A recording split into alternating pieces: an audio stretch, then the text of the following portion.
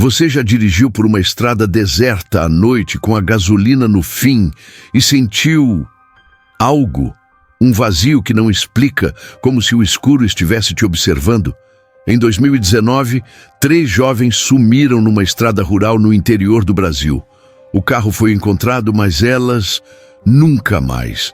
A polícia disse que foi um acidente, mas os moradores locais sussurram outra história. Uma história sobre uma fazenda antiga, onde as luzes nunca se apagam e onde ninguém que entra sai. Preparado para saber o que realmente aconteceu? Porque depois disso, você nunca mais vai olhar para uma estradinha de terra do mesmo jeito. Era uma noite quente de verão, o ar pesado com cheiro de mato e poeira. Maria, Luísa e Clara, 3 amigas na casa dos 20 anos, voltavam de uma festa na cidade vizinha. Tinham bebido demais, riam alto, cantavam desafinadas no carro velho de Maria. A rodovia, uma estrada estreita e mal iluminada, cortava o interior de Goiás como uma cicatriz. Não haviam postes, só o brilho fraco dos faróis e o negrume engolindo tudo ao redor. Elas não perceberam quando o GPS falhou. Nem notaram a placa enferrujada, quase escondida entre os arbustos. Fazenda Boa Esperança, 2 quilômetros. O carro morreu. Maria xingou, tentou girar a chave, mas nada. As 3 riram nervosamente, o álcool ainda nublando o medo. Foi quando Clara, no banco de trás, apontou para longe. "Olha, tem luz ali." Uma fazenda com uma única janela iluminada brilhava como um farol no meio da escuridão. Elas decidiram pedir ajuda. Afinal, o que poderia dar errado? Enquanto caminhavam pela trilha de terra, o cheiro de capim molhado misturava-se a algo estranho, algo metálico como ferrugem ou sangue. Maria brincou que parecia um filme de terror. Luísa riu, mas Clara ficou quieta, olhando para os lados, como se sentisse algo que as outras não percebiam.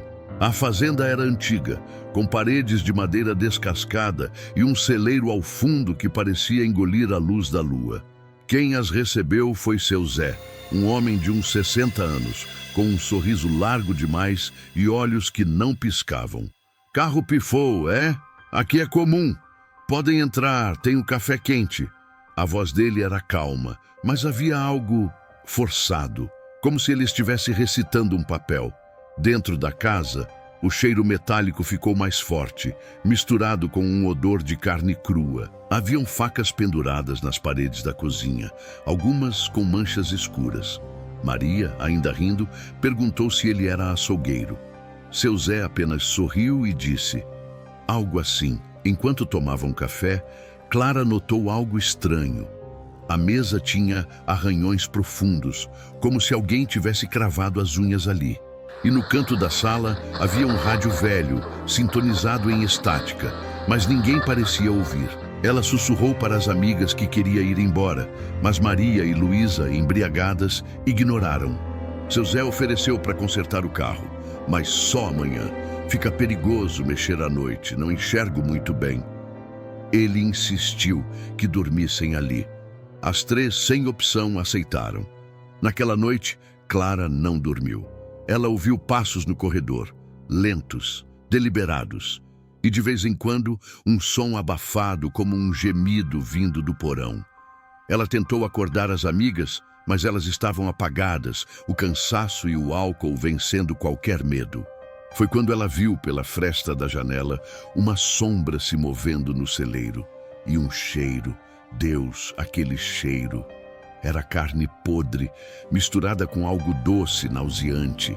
Clara, movida por um instinto que gritava para fugir, saiu do quarto na ponta dos pés.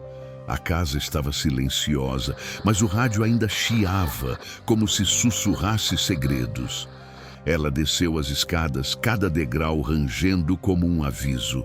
No porão, encontrou uma porta trancada, mas o cheiro vinha dali.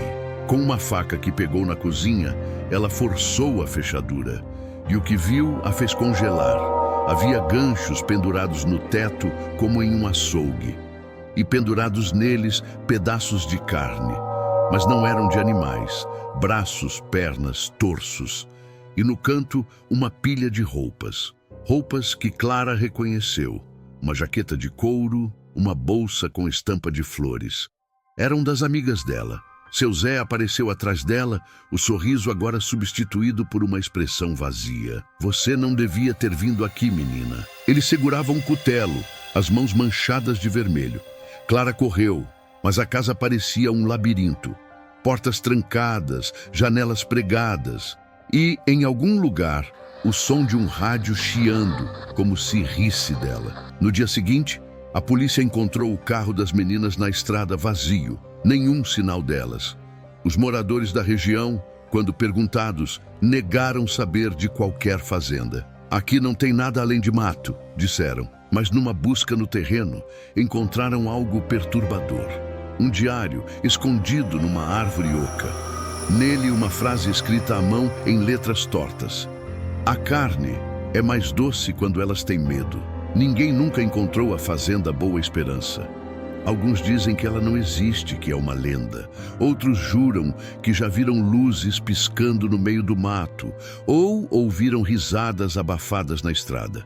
Mas uma coisa é certa, jovens continuam sumindo naquela rodovia. E se você passar por lá à noite, pode sentir um cheiro estranho no ar e ouvir o chiado de um rádio que não explica de onde vem.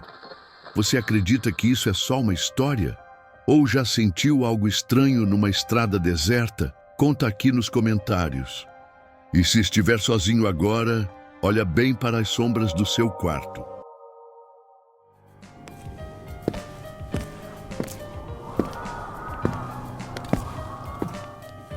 Me diga do que você tem medo.